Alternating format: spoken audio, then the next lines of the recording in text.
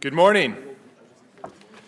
My name is Bobby Chesney. I'm the director of the Strauss Center here at the University of Texas, and on behalf of myself, my colleague Dr. Will Inboden, director of the Clements Center, our colleague Steve Slick, director of our Intelligence Studies Project, we are your hosts for the 4th Annual National Security Forum, which has become a centerpiece of our programs here at the University of Texas at Austin, something we look forward to every year. We appreciate very much that you're taking time out of your day to spend it with us, and we hope that we will deliver some value for you in exchange. I'm going to turn it over to Will now to share some background on the reasons why we chose the theme that we did for this year's forum. So this is our 4th annual National Security Forum. It's hard to believe we've made it to 4. The first one's still a very vivid memory. Previous themes, for those of you who are at other ones, were on intelligence reform and counterterrorism, the global threat environment, and the national security and the presidential transition. And we're really honored to have UT Austin host this forum, which I think without too much Longhorn self-aggrandizement, we can say has become the premier university national security gathering in the nation. And that's right. So the voice from Stanford gives us an amen. I love it. All right. Thank you, Kori. So anyway, and by this we show UT's commitment to connecting academic research with the prevailing needs of our national security leaders and inspiring our students to national service. Our live stream audience and the full crowd today really testify to our campus's commitment and the community's commitment to serious engagement with these issues. So this year's theme, as all of you know, is Alliances and Partnerships in American National Security. And just about every American president comes to realize when he or perhaps eventually she comes into office 2 important facts. First, allies are indispensable to American power and national interests. Second, allies are incessantly annoying and sometimes infuriating. But this is not just unique to America, it's endemic to the history of warfare and statecraft. For example, Winston Churchill's 4-volume biography of his ancestor, the Duke of Marlborough, concluded in Churchill's words thus: "The history of all coalitions is a tale of the reciprocal complaints of allies." So, yet, while such frustrations are inevitable, the fact remains that no global challenge can be adequately addressed without the cooperation of our nation's allies and partners.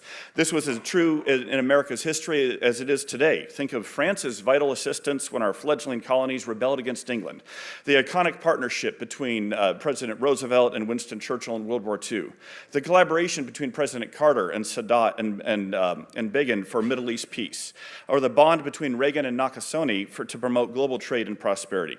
Or today, the unprecedented yet unheralded intelligence sharing, which we'll hear more about in our second panel, between the United States and our Five Eyes partners, the close military cooperation among the NATO alliance down to some very tactical and operational matters, and then the economic coordination among the G20. So across a whole range of disciplines, which we'll be hearing about today, allies and partners are absolutely indispensable.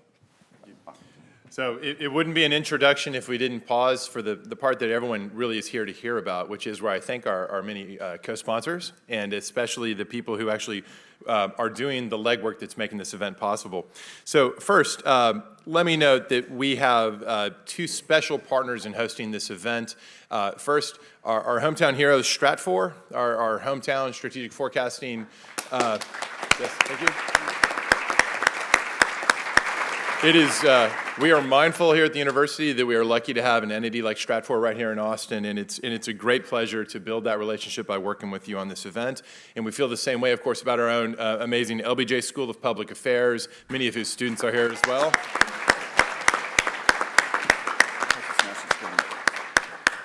And the bridge or umbrella over much of what we do, what we call the Texas National Security Network, which is the University of Texas System Initiative to make sure that people in Washington are asking, what does Texas think when it comes to questions of national security and foreign affairs?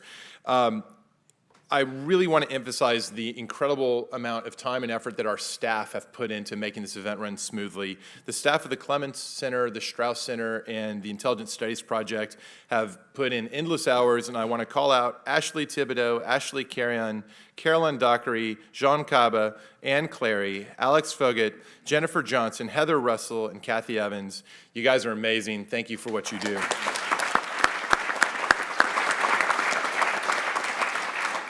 Last but not least, at a time when not every university is hospitable to the study of national security and foreign affairs in the way that we're doing it, we are very grateful for the university and system leadership that we enjoy here. University of Texas at Austin President Greg Fenves has been a great champion of our efforts. University of Texas System Chancellor Bill McRaven, a great champion of our efforts, and we're grateful to them.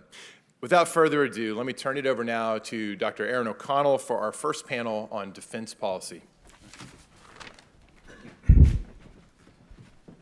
Have to lower this microphone considerably after those two taller gentlemen.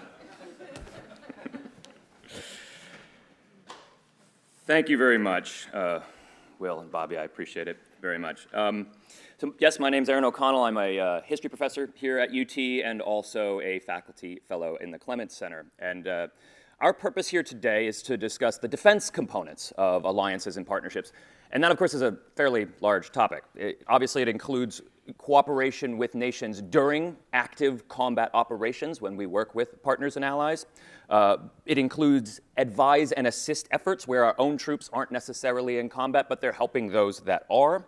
And it also includes all the areas of cooperation that don't fall into the basket of combat operations, the many ways that nations partner together for security purposes, whether through formal alliances or informal partnerships. This runs the gamut from joint training and combined training operations, basing agreements, weapons sales, weapons grants, student exchanges. All of these things are part of a broader basket of activities we take together to strengthen security institutions, to move towards shared interests in the realm of the security realm. So I hope that we can talk about these things today, not just the areas that you're all most familiar with when you think of defense cooperation, which is, say, the NATO alliance operating together in Afghanistan, but rather some of those more hidden areas of defense cooperation, which sometimes come in for great praise and at other times come in for fairly serious criticism. So to do that today, we have a fantastic panel. We're going to move down the panel from your left to your right, and we'll begin first with Ambassador Doug Lute. Doug is the former U.S. permanent representative to the North Atlantic Council, which is NATO's standing political body. Appointed by President Obama, he assumed the post in 2013 and served until 2017. Prior to that appointment, he served as special advisor and coordinator of the wars in Afghanistan and Iraq for President Obama, and before that as an assistant to the president and deputy national security advisor to President George W. Bush. A career Army officer, he served 35 years in uniform before retiring at the rank of Lieutenant General in 2010.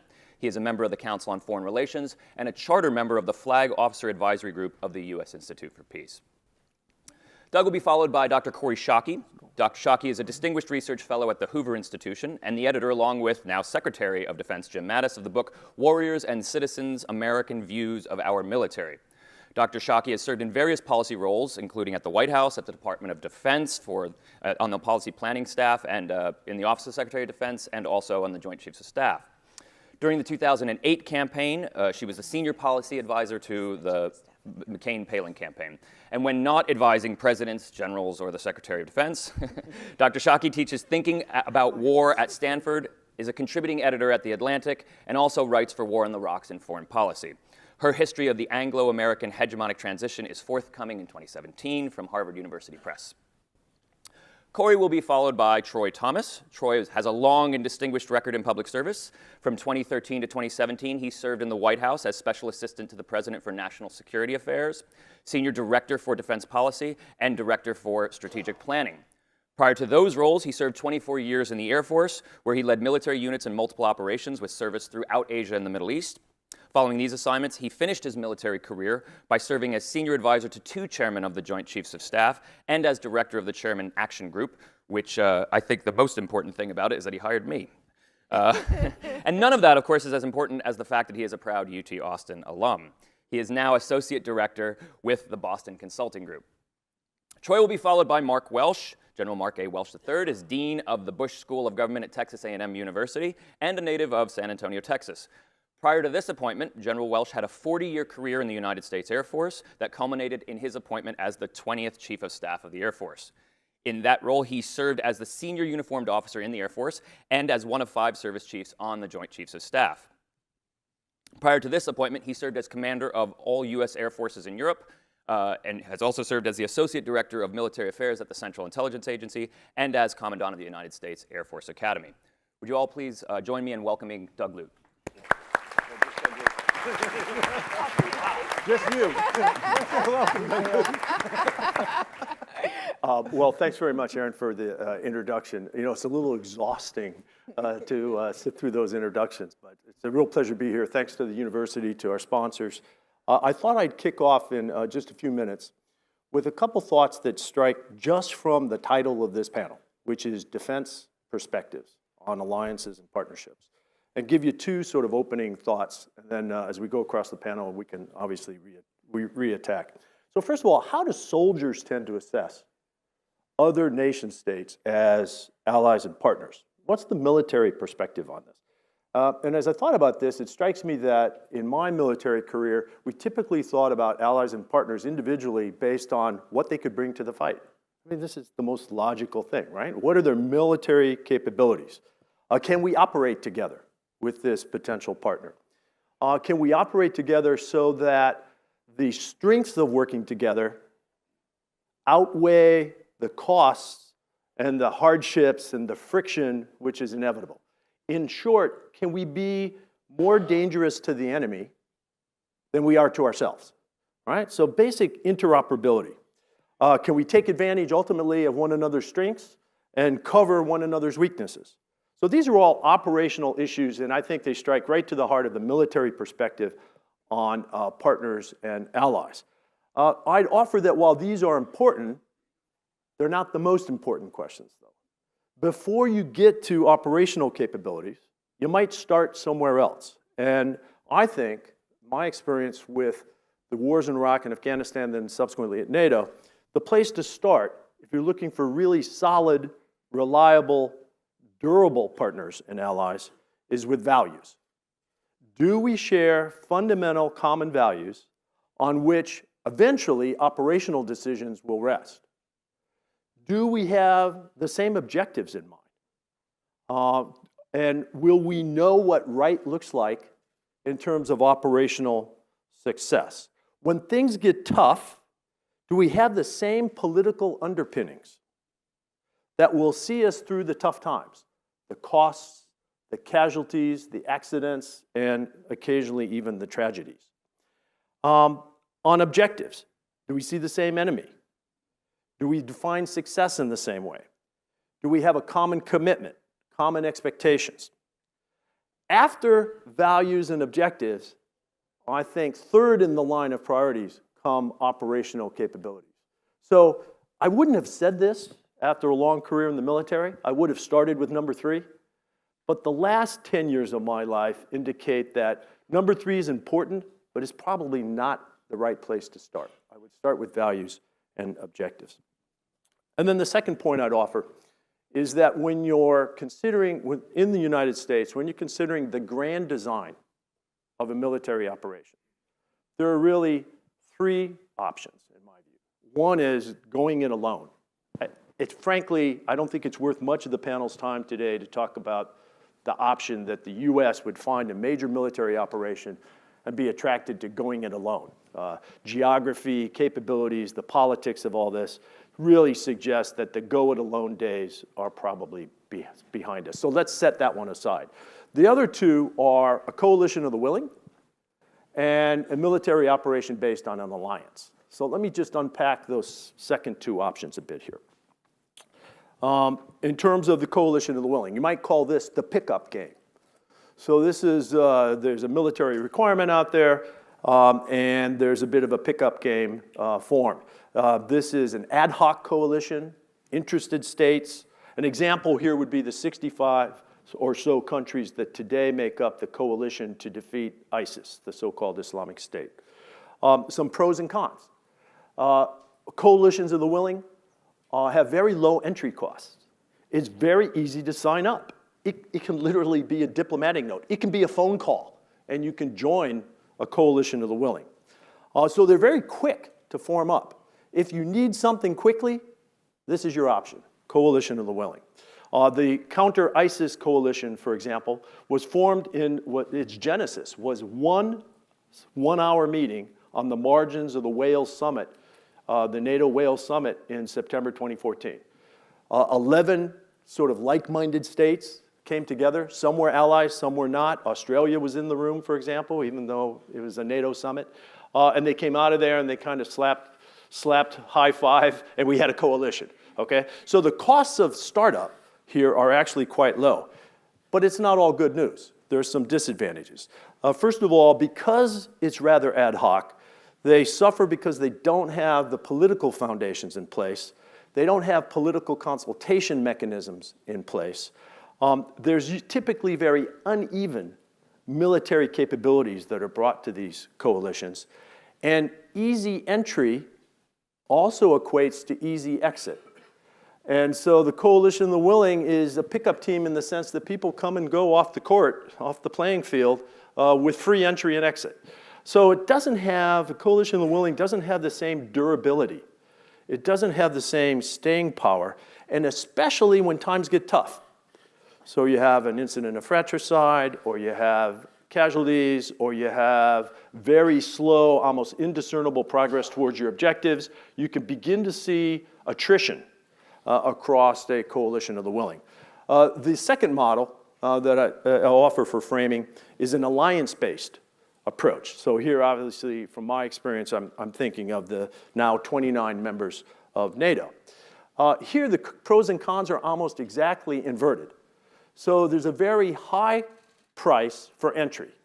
So to get NATO to sign up as the basis for a large military operation, the vote at Brussels has to be 29-0. You have to reach consensus. That's a pretty high bar, even in a collaborative institution like, let's say, the U.S. Congress, for example. So to get 29 allies, ranging from the United States to Montenegro, right, to all vote yes to join a military operation, especially a combat operation, is really a very high political bar. So if you want to go the alliance route, don't plan on a quick start. This is going to be a slow start. It's going to be highly political at the beginning, and you're going to have to build the consensus. On the other hand, if you cross that threshold of consensus, you'll have much better political coherence.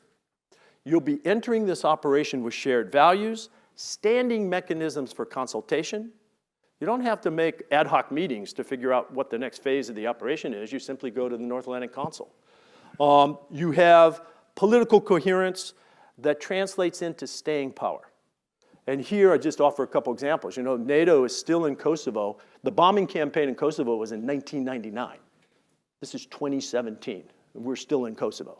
NATO began to assume command and control of the Afghanistan operation in 2003. This is 2017. NATO's still in command in Afghanistan, and there are 40-some countries joining us. So if you want staying power, if you want durability, if you want political coherence, there's an option here to pay the early entry price of going the alliance route and picking up those increased durability factors. Military effectiveness. If you go the alliance route, you've got decades of standard operating procedures, military agreements. You have a standing command and control mechanism. You don't have to make up the C2 structure on the fly. You simply turn today to Mike Scaparrotti, the Supreme Allied Commander in Mons, and he's got a 1,000-person headquarters. He's ready to go to the fight. This is obviously, in NATO terms, what we call interoperability. So if you want something that gives you best military effectiveness over time, I think you might go here. And then finally, the alliance approach, while it sounds rather rigid because of my description, it's actually quite flexible. In Afghanistan, for example, you have not only all 29 NATO allies contributing, but you have another 10 or 12 NATO partners contributing. And the NATO partners are as varied as Japan and Korea and Australia, and you really can broaden the political base, but you start with the core of the alliance. So as we talk about the military perspectives on partnerships and alliances, I just offer that one way to frame this up front is coalition of the willing versus standing alliance. I think it's important, and this won't come as a surprise to you, I just left 4 years of NATO, right? That it's important to invest now in alliances like NATO, but we have other alliances around the world, because it's important on the day that we have more than one strategic design option. So if we want to preserve the option of going the alliance route, if we want to preserve this second option that I've outlined, it means investment today. And I'll stop there. Kori, the floor is yours. So for me, the case for allies is a simple one, which is the United States should always want to fight its wars as away games rather than as home games. And if you want to fight your wars on somebody else's territory, you need allies, right? So for me, the case is a simple one. This is one of the most important things President Trump has wrong. He looks at allies and thinks they don't do enough. And it's true, they don't do enough. But what he has a failure of imagination in understanding what it would actually be like if the United States had to try to get anything done in the world without countries that want us to succeed, that are willing to run risks with us. And that's never a sure thing. It's something that always requires careful, attentive work in places like NATO and in the diplomatic halls and on military fronts all across the world. Because we can't protect the United States without Canadian airspace. We can't stop immigrant children coming across our southern border without Mexico cooperating with us to close their southern border. Everything we need to do in the world, we need the help of people more directly affected by the problems than we are. The second thing I would say is that the United States thinks of ourselves as a really good ally, right? We're the people who saved Europe from the Nazis. And that is absolutely true, but it is also true that everybody else was fighting the Nazis for a very long time before we were. And so I would encourage you, as you think about America and its alliance relations, to understand that the most important thing the United States does to get and to keep allies is to listen, right? It's not to talk, it's to listen, to let people tell you what they're scared of, what they think we have wrong, what the problem looks like to them, because very often it's going to look different than the problem looks to us. And you should approach that with the humility of understanding that to most countries in the world, even our closest friends, we look like an unreliable ally, right? If you want to know why the Afghans have paroxysms about abandonment by us, it's because they've been abandoned by us. If you want to know why the Pakistanis are always coming up with elaborate conspiracy theories for why we do what we do, it's because they very often don't understand why we're doing what we're doing. My favorite commentary on American strategy is from Gamal Abdel Nasser, the head of Egypt, in around 1955. He said, "You Americans make no clear-cut stupid moves. You make incredibly complicated, stupid moves. So we never understand what's happening." And that is actually what we look like to most people in the world. My other favorite commentary on it is from the British historian Arnold Toynbee, who said that the United States is like a large, friendly dog in a very small room. It starts wagging its tail and it knocks all the furniture over. And what we look like to most countries in the world is very strong, inattentive, and we set things in motion that we get bored with or exhausted of and walk away from. And the countries living the experience directly don't have that luxury, right? So the reason allies are needy, tiresome, always clinging to us is because their fears are in fact quite valid, right? And that takes us to the American military.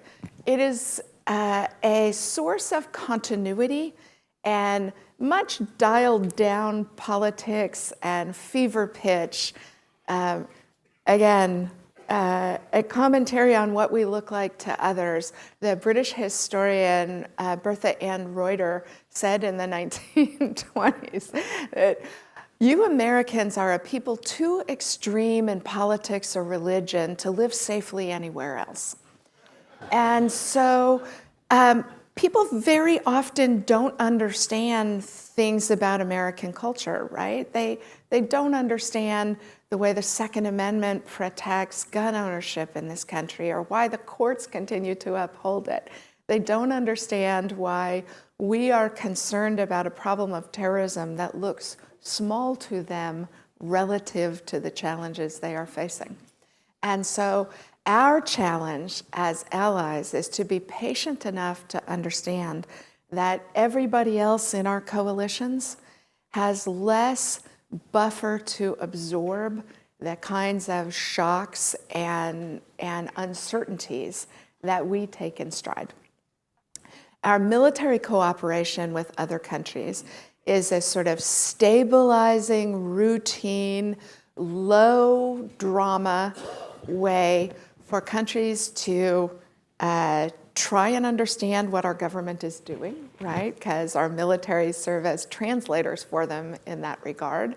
The officers that they have in our war colleges and as liaison officers to the Joint Staff and other places are translators of what's happening in the American system.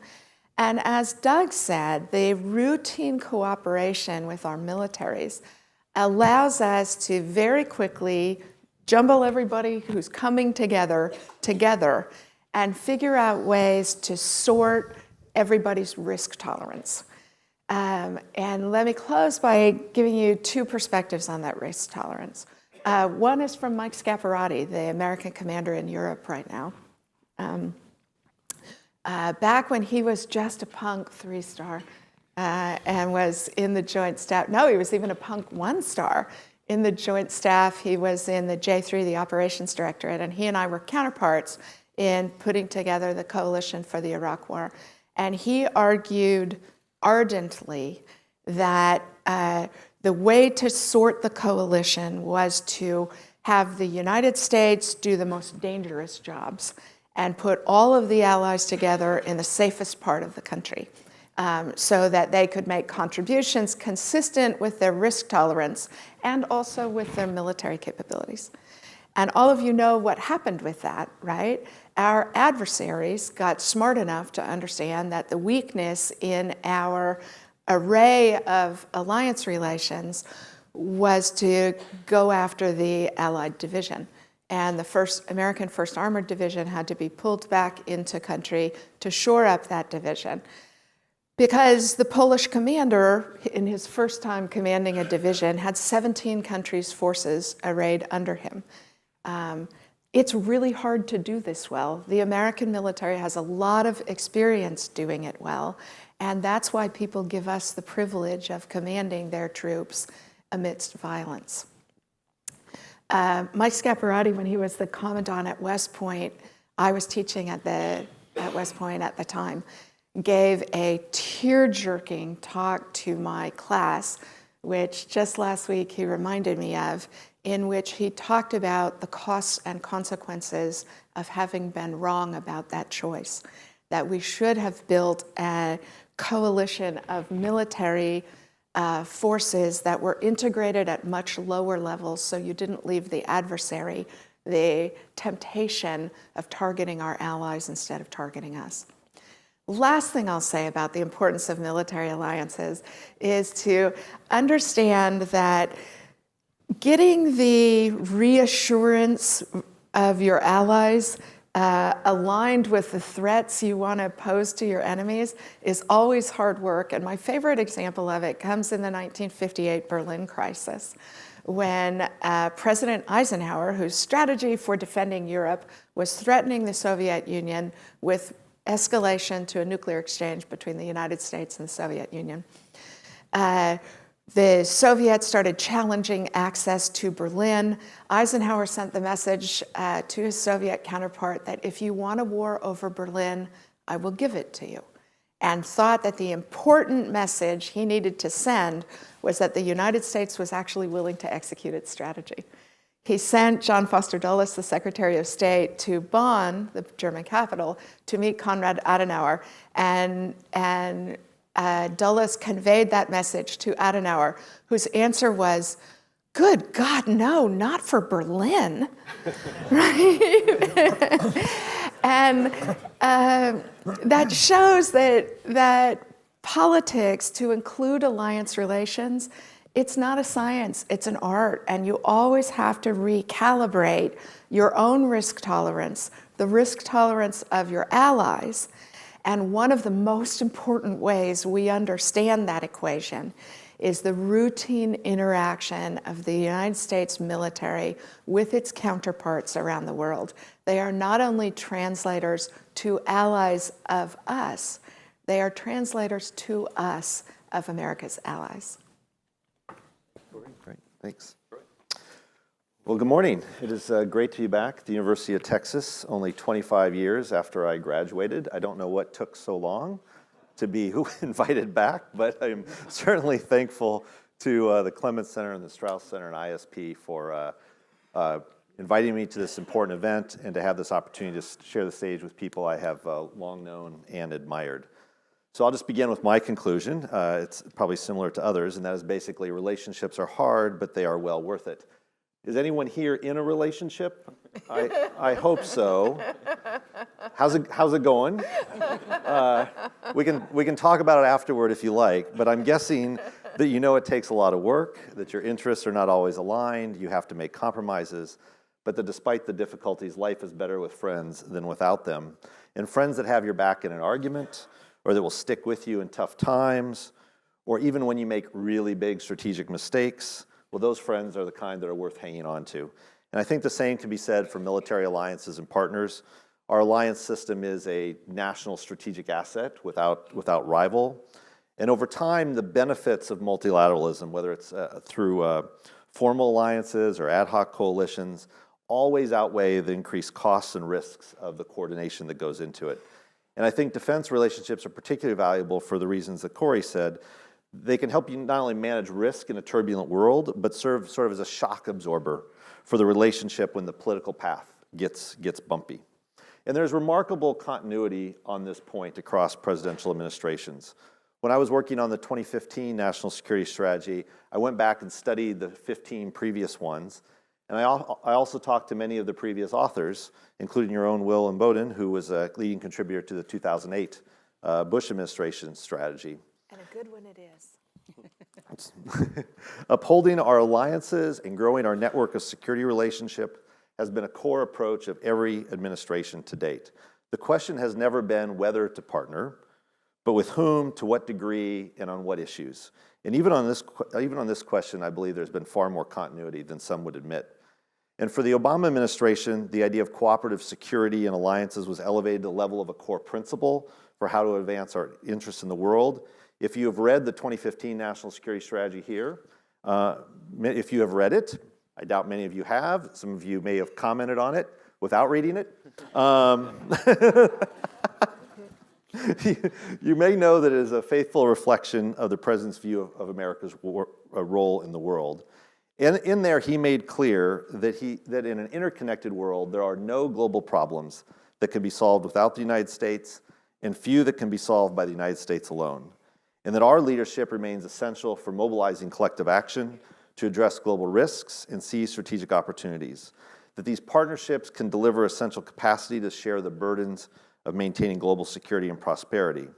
But at the same time, we and our partners have to make the reforms and the investments to make sure that we can work more effectively with each other while growing the ranks of more responsible and capable states. Of course, this outlook is sort of this positive theory of the case, doesn't really touch on some of the primary reasons why cooperative security is so hard, and in some cases feels of questionable utility. When put into the context of modern security challenges, whether it's from countering ISIS to deterring provocation on the Korean Peninsula, or even in some of our recent conflicts, whether that's in Serbia or Libya or Iraq, the value proposition of cooperative security has not always been clear-cut. And resistance, where there is resistance to defense relationships, it largely fixates on this issue of constraints, political and operational, that often result from divergent objectives and risk tolerances and the preferences of many of the players. That is, security cooperation of any consequence always requires conditional decision-making and compromise in order to both create it and to preserve the coalition. And often the most significant constraints relate to indecision and compromise around the objectives of the operation themselves, or on the way the military instrument is to be used to advance those objectives. In the words of one former US Allied commander in the Balkans conflict, he said that national caveats are a cancer that eat away at the effective usability of troops. He wasn't the first, and he won't be the last to express such exasperation when working with our allies in the context of a conflict. Beyond constraints, cooperative security is also costly. It's not just the time and energy required to sustain the alliance. You can just ask Ambassador Lute about what it takes to keep the NATO alliance together and headed in the same direction. I've seen him work the halls of NATO headquarters. Or you can ask General Welsh about what it takes to not just build an international air coalition to go against ISIS, but to keep it together and make it meaningful. But the costs are also real in terms of money. There's combined headquarters, and you're training together, and you're trying to render your forces to be even modestly interoperable. All of this comes at a significant cost. And then, of course, there's the issue of moral hazard. Allies and partners can drag you into conflicts that you might otherwise prefer to avoid, or that you would solve differently. This has been happening since Corinth goaded Sparta into war with Athens. Well done. And it could happen tomorrow for the United States, in Europe, the Middle East, and Asia. So despite these real and perceived constraints, it's also underappreciated, I think, that there's a positive value that constraints bring as a sensible governor on policy and action. Conditioning objectives on member interests can actually constrain overreach. It can also improve the prospects for consolidation of your political aims. The participation of multiple stakeholders in conflict resolution enhances the legitimacy of the settlement. And it can reduce, but never fully eliminate, the prospects for external spoiling. And that said, the more commonly cited advantages of defense partnership are where Ambassador Lute started, and this is with capacity and capability. Capacity is just more of things you already have. More troops, more money, more lift assets. These are things that you just need for resource-intensive conflicts like a counterinsurgency, where the resource demands may exceed the United States' ability to provide, at least in the short-term capacity of the United States. Capability tends to address these sort of unique or niche capabilities that, such as human intelligence or medical or special purpose forces. And this is where these large coalitions, it really becomes challenging to manage them, is finding out how to plug in all of these unique niche capabilities, but our most effective commanders have and always do. For example, leveraging Slovenia's expertise in mine clearing in Afghanistan, like finding the right place to put them on the team. But even when partners can't bring much capacity, and many can't, or even when their capability is lacking, despite years of us trying to bring it up to interoperable standard, they still may provide a position and a platform needed to advance our interests. Think Djibouti. More strategically, alliances contribute to general deterrence posture that checks aggression. And for this reason, it is essential to invest in allies during peace so that you do not have to call on them in war. And I think the lessons of the last few years seem to bear out the case for this kind of cooperative security. A strong NATO alliance is deterring Russian aggression in Europe.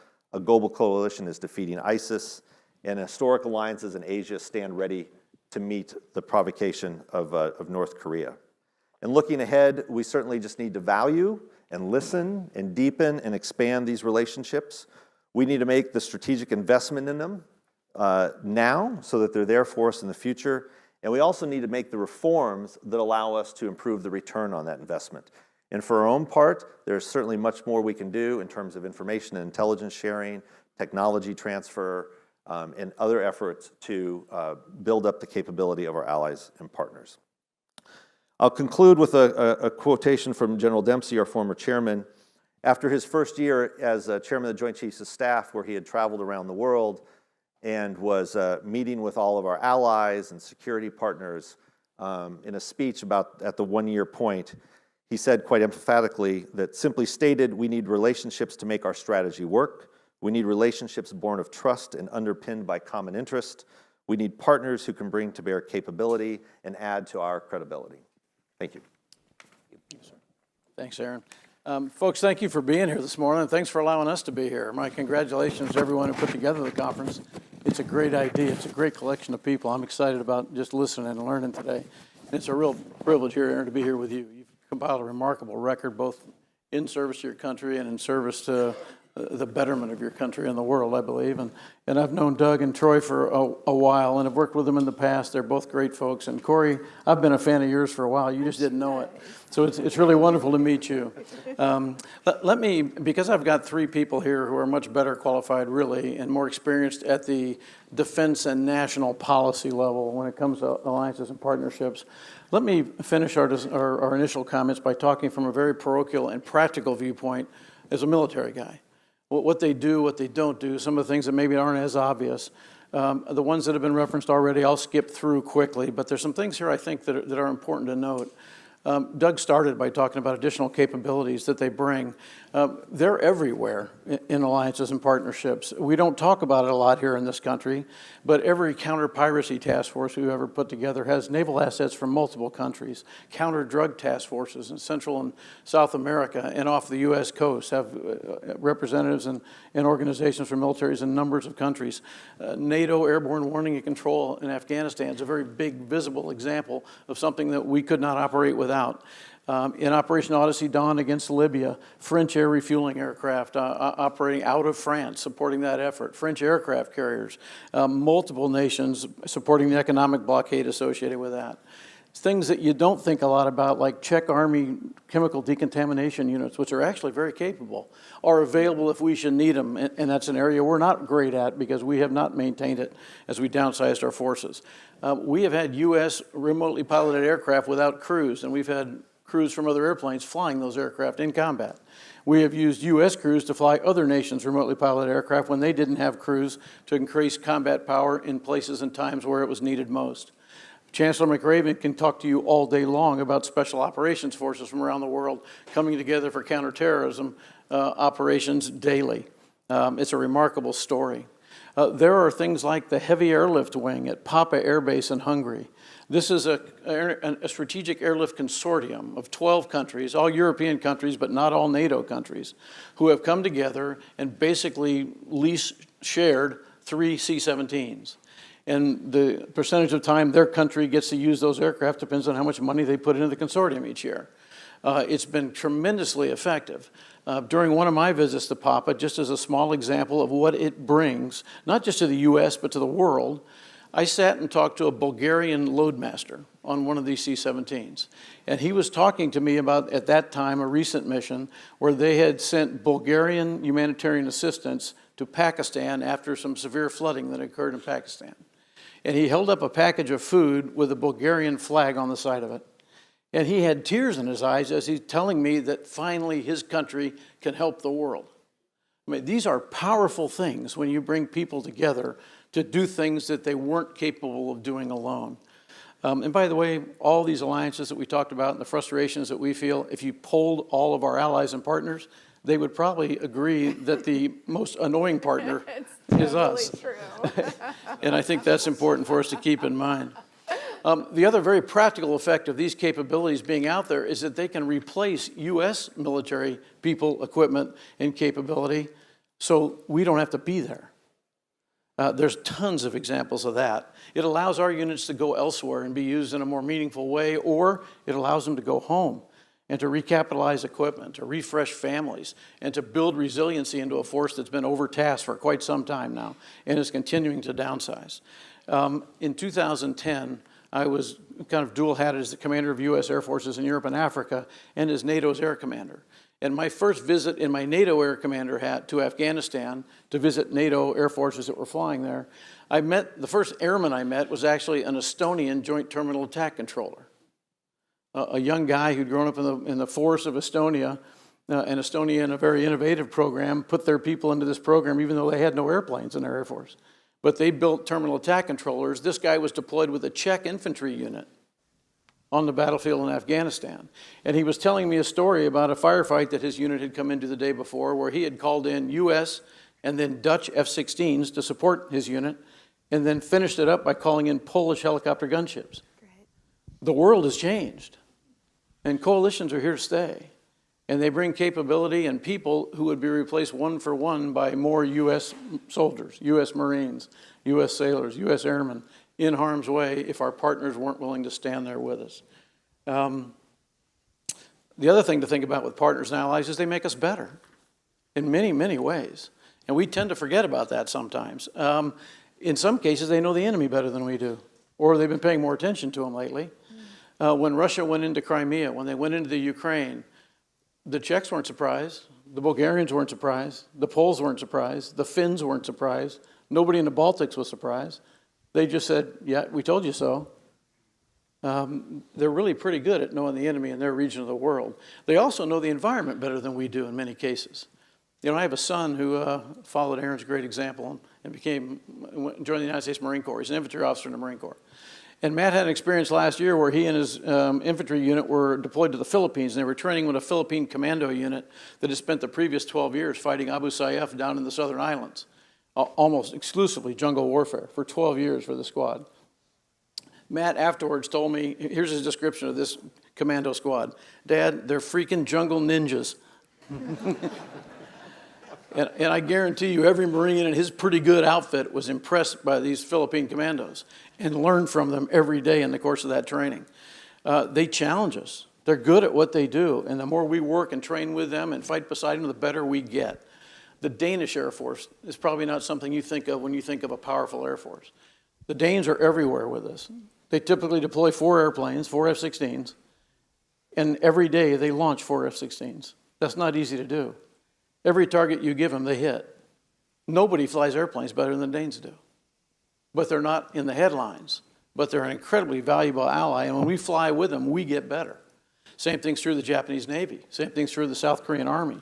There are just things these other militaries do that will increase our capability in a very practical way. They also know our other allies and partners better than we do in many cases. Kori referred to this, I believe. It allows us to solve very practical problems more quickly, whether they're operational issues, logistic issues, or just frustrations. When I went to my first NATO Air Chiefs meeting as the new NATO Air Commander, 5 of the guys, we met at a bar, which was fairly appropriate there for the first get-together, and 5 of the Air Chiefs were wearing blue T-shirts that said Maxwell 5 on them. And I said, what's this? Well, they had all been in the same class of the Air War College at Maxwell Air Force Base in Alabama, and they were very proud of this connection to the U.S. The same thing is repeated in every other military service because of the way we work hard to bring them into the development phases of our officer corps, and now our NCO corps. The Estonian Air Chief today is a 4-year graduate of the U.S. Air Force Academy. Those kind of ties are really critically important. When I had a problem in NATO with an air commander who I thought was not quite getting the intent of what we were trying to do, or was being obstructionist for no good reason, I would call the Maxwell 5. And they would talk to that air chief and we'd move forward. It happened every time. It's a remarkable lever for a U.S. commander to have.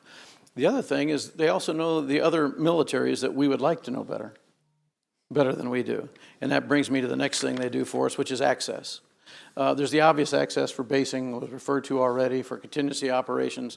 There's also a subtle thing in that if militaries cooperate better, when it's time for the U.S. to ask country X for support for something, if their militaries communicate and trust each other, we are more likely to get political and diplomatic cooperation. Same thing's true in reverse, by the way. But those connections are really, really important. The other kind of access and connection they give us is access and connection to the countries that we currently can't connect to easily. A couple of quick examples. Australia has facilitated for the U.S. Navy and the U.S. Air Force, through U.S. Pacific Command, a great exercise regimen with Singapore, which led to relations with Hong Kong, which led to relations with China.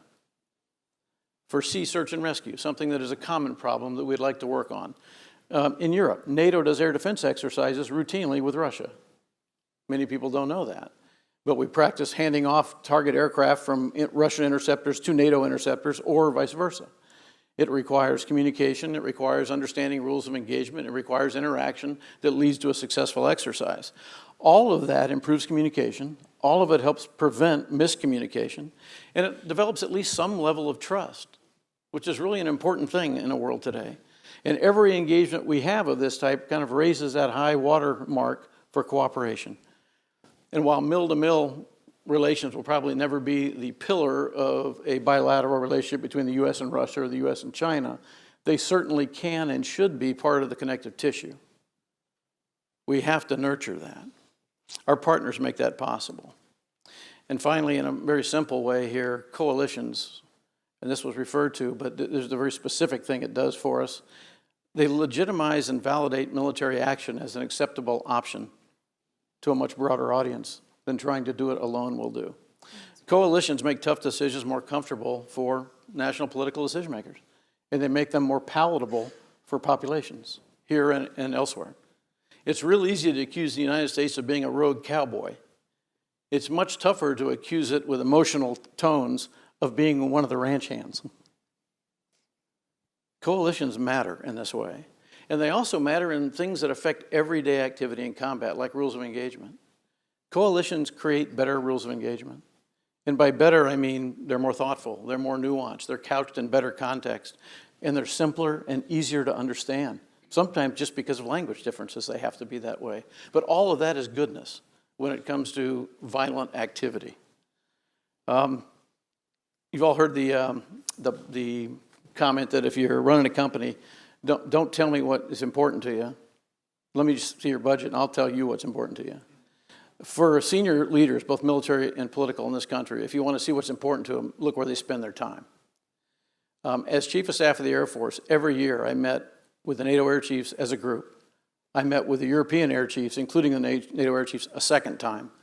I met with the African Air Chiefs once a year at a conference in Africa. I met with the Pacific Air Chiefs in an alternating series, either in the Pacific somewhere or in Washington, D.C. And I did a series of counterpart visits, 6 a year, where they came to us, countries like Pakistan, India, Indonesia, Vietnam, and just in my last year, but many others. And then I would make a series of visits to other countries to respond to invitations that came to me. And during my time as chief, I'll just hit a few of the places that I visit. There are more. And you'll see they span the globe. China, Japan, South Korea, Australia, New Zealand, Vietnam, Pakistan, Iraq, Afghanistan, Saudi Arabia, UAE, Kuwait, Oman, Nigeria, Kenya, Italy, Germany, Finland, Norway, Sweden, the UK, France. Every service chief does the same thing. Every one of our combatant commanders does the same thing. Our chairman is all over the world, tending to focus on the contingency response areas, but not exclusively. And then you have the entire policy group in the Department of Defense and the National Security Council who are doing the same thing. It's a big, big investment of time and energy, and in my view, it's a critical investment in the national security of this country. Thanks for letting me be here. It's really an honor to be with you. Thank you, Mark. Thanks. All right, folks, we have about 25 minutes for questions, and I'm going to open up the floor in a minute. As you have a question, please raise your hand. We have students along the sides with microphones, and if you'll please wait for the microphone to come to you. When the microphone does come to you, please identify yourself and organization. If you are a student at UT, please tell us where at UT you are a student. And let me offer this one quick reminder that questions are readily identifiable by the use of a question mark. Questions do not end in exclamation points. Questions do not end in commas. Questions do not drift off with an ellipse. So please do ask a question. And I'll start. We've heard a lot about the positives of military alliances and partnerships. I'd just like to offer 3 quick potential negatives that maybe our panelists would like to address. We've all watched in Iraq and Afghanistan where American security assistance to train the national forces proved pretty problematic, or is continuing to prove pretty problematic. halfway across the world, at the same time we were doing that, I was serving as the senior defense official and defense attaché in South Sudan, and we found ourselves in an extremely awkward position when the military we had been training for a few years and giving American arms and training to suddenly turned on its own citizens, and the Dinka-led government slaughtered the Nuer, committed war crimes and atrocities with American weapons, which led us to shut off all that security assistance, of course, but not before there were images of American guns being used on the very people that we were trying to help.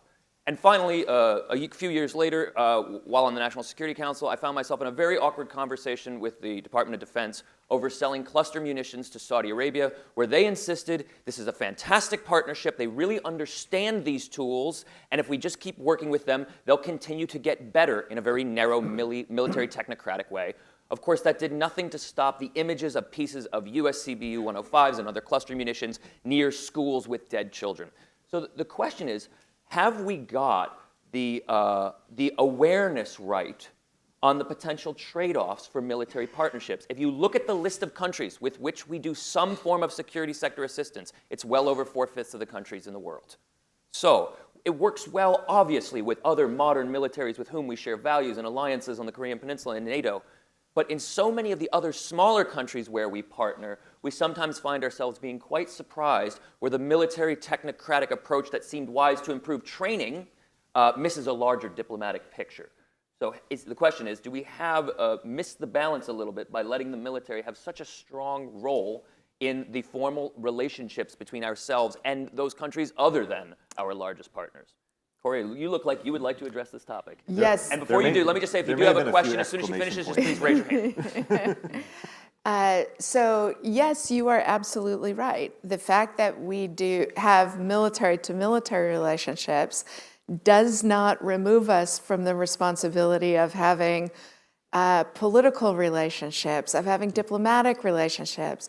Very often, because our military is good at this kind of cooperation, it outruns the cooperation of institution building in the Justice Ministry, for example, or training parliamentary staffs so that legislation is consistent with the country's priorities.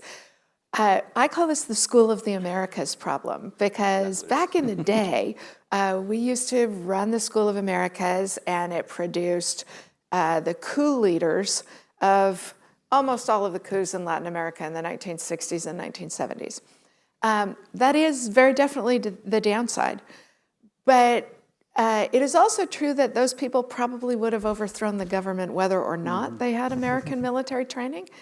And the military linkages are very often can serve as a restraint. I'll just give you one example from my time on the NSC. When the Indonesian military was considering going into the breakaway province of Aceh, the only person who had any links to that government was the chairman of the Joint Chiefs of Staff, who had been a classmate at the War College, and was able to serve as a restraining force on things the Indonesian military government otherwise would have done. So, the failures of it are obvious, and it does not excuse us doing it better across a lot of other fronts, right? The problem isn't that we have strong military-to-military education and training and supply linkages. It's that we don't have it in the other spheres of American influence. So the right answer is strengthening those other levers, not eliminating the military-to-military relationships, which very often and in crisis situations tend to be very valuable as a restraint on the behavior of others. Thank you. Doug, you wanted to comment as well? Just quickly, I'd underline what Kori said. Typically, our ability to provide hardware, capabilities, and so forth outstrips our alignment on the policies. So at the political level, the values-based approach, and do we have common objectives? So it's important to keep these capabilities should serve objectives, not the reverse, right? But I want to just take a quick spin off and make sure that before we leave, this topic comes up. And I think as Americans, over the last 15 years, we need to take a very hard look, a very sober look, an introspective look at ourselves as to how we our capacity to build indigenous forces. I mean, this is, again, 2017. I keep saying that because, I've been essentially working on Afghanistan since 2004, and it's sometimes stunning to me that I've spent so long on this problem, and it's such a persistent problem. But we didn't get serious about building Afghan security force capacity until, and this is not meant to be a political judgment, but until something like 2009, 2010, when we eventually put enough resources into this. So we took a pass on that. And so today, when we have trouble and frustrations with the Afghan National Security Forces, the first place to look is in the mirror. And if you look at what have we done institutionally inside American force structure to build indigenous capacity, I mean, my hat's off to Mark Milley, the current Army chief, who's now forming these capacity. It's got a terrible acronym.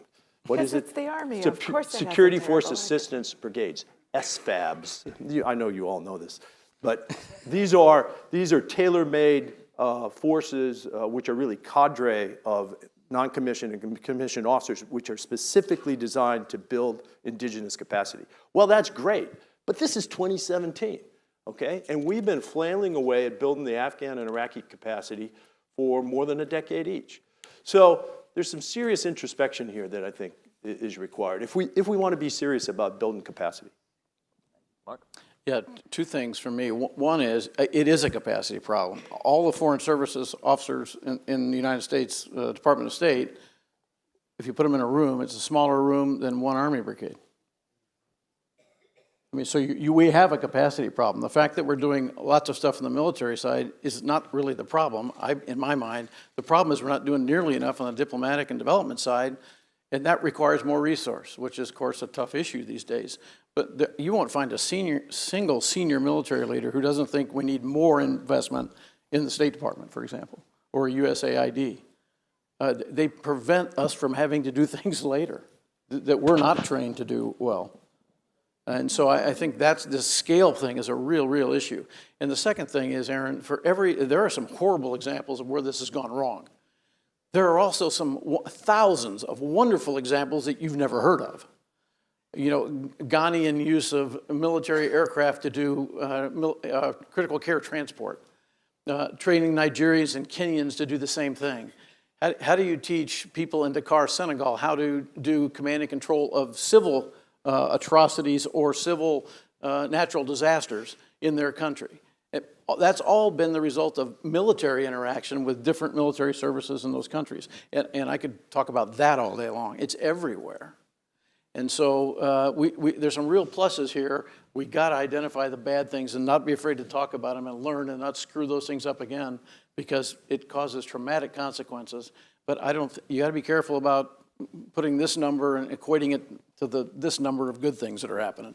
They're horrible, agreed, but let's not forget the other stuff. All right, folks. I think I'm going to stand so I can see the whole room, and I'll just point you out. If you have a question, please raise your hand. You, sir, right there, sir. Please wait for the microphone. And maybe if someone else knows they have one, we can start moving them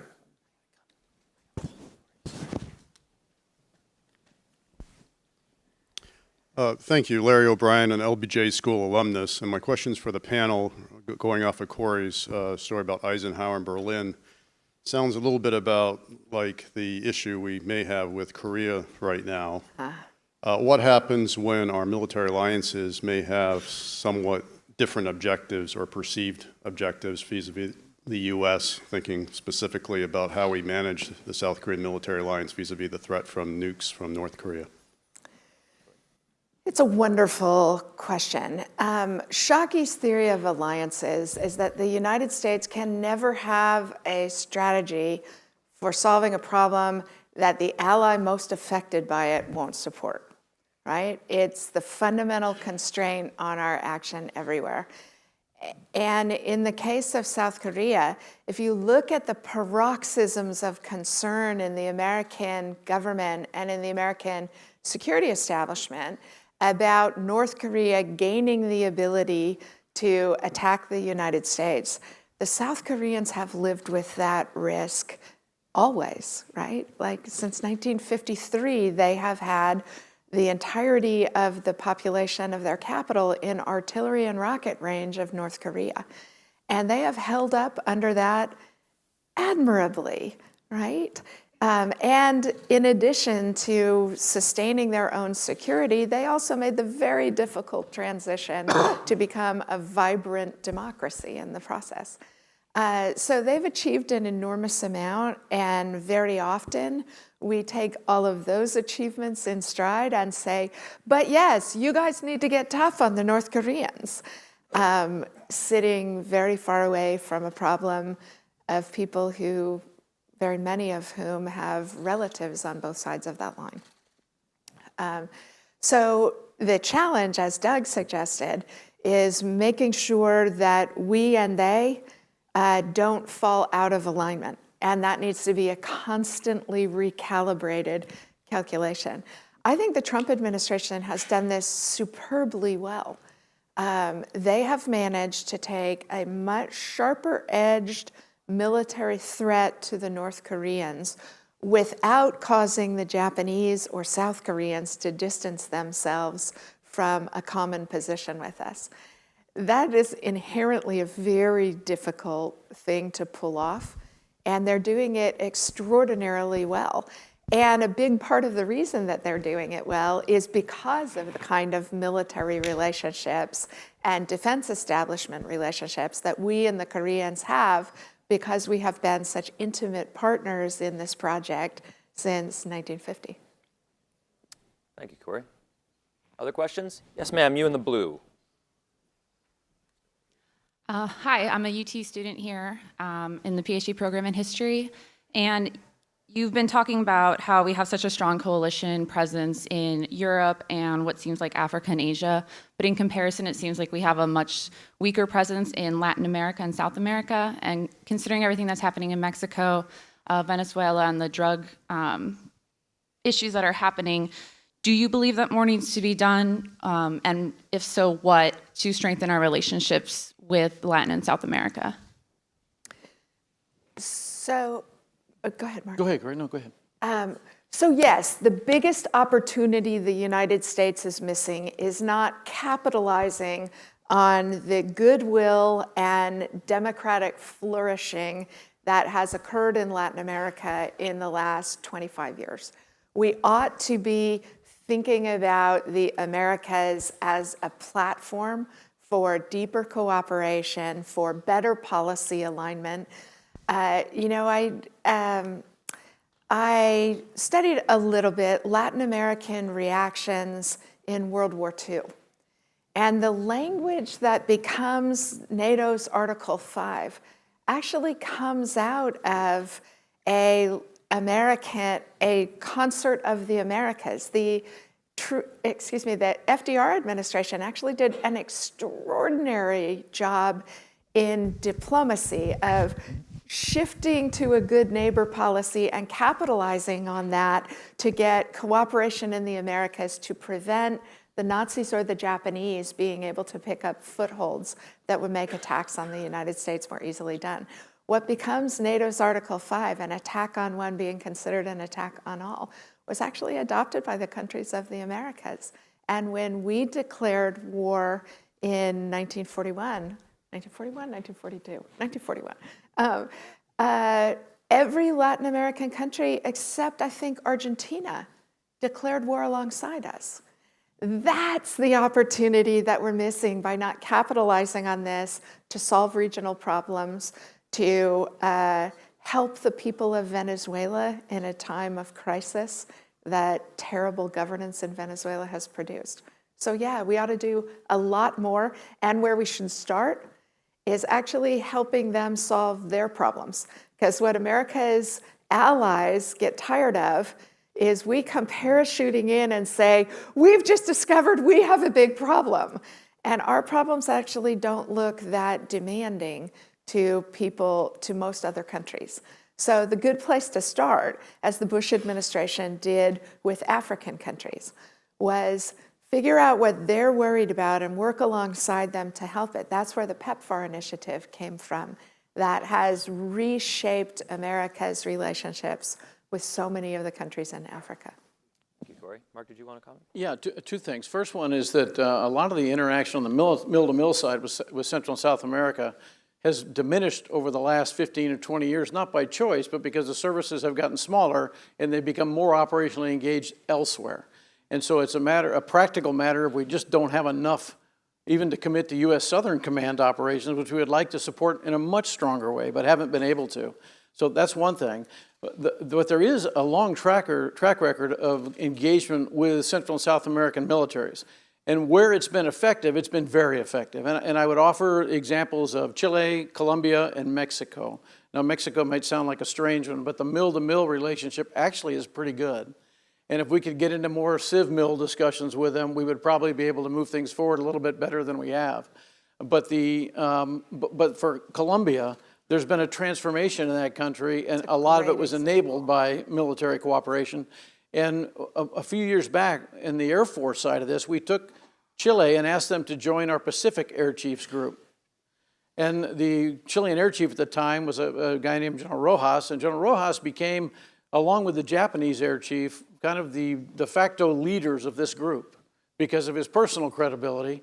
And there is a huge respect now for nations in the Pacific for Chile because of this individual, military diplomat, basically.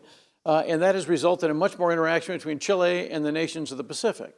And there's a lot of examples of how this has helped, but it's limited. And it takes more involvement, more assets, and that's the problem right now. Thank you, Mark. Yes, sir, right there in the red tie, if you will, followed by the gentleman dressed like a tree.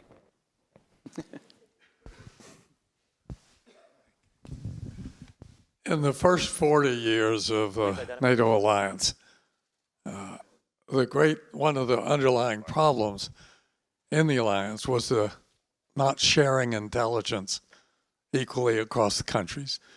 And it was driven by clear knowledge of how penetrated, particularly the German, French services government were by Stasi, Soviet Union. Okay, fast forwarding, collapse of the Soviet Union, expansion of NATO, all of these coalitions. How has the flow of intelligence worked or not worked well in executing both the planning and the operations in this new world? Your wheelhouse. Of course. No, you. So I think we've made major advances on the operational front of intelligence sharing. And frankly, this is largely on the back of what I call the operational laboratory of Afghanistan. And before that, frankly, the Balkans as well. But because we've been in the field together for about 20 years nonstop, so we went into Bosnia in '95, right? NATO has found its way into pretty efficient and pretty open channels of intelligence sharing at the operational level. We still struggle at the strategic level. NATO's done a couple things recently that are designed to improve strategic level intelligence sharing. So, 3 years ago, before Putin went into Crimea and the Donbass, there was a military side of intelligence in NATO and a civilian side. I remember going to council meetings and it was posed, the agenda was, today we're going to be briefed on Ukraine. And there would be two briefers, the civilian briefer and the military briefer. The briefings did not correspond. So, it was left for every council member to sort of integrate intelligence into his or her own mind, rather than the machinery integrating the intelligence. We have now broken that stovepipe. There's one civilian head of NATO intelligence at NATO headquarters, essentially the DNI of NATO. And both the civilian and the military chiefs report to him. So we're making inroads. Nothing in NATO moves fast, but if there's room for improvement, it's at the strategic level. And the model ought to be what we did in the field.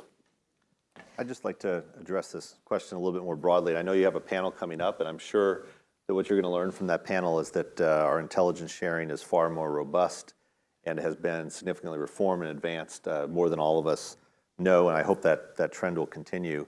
My own experience working with allies and partners is that the sharing of intelligence is a low cost and way of building trust and building capability.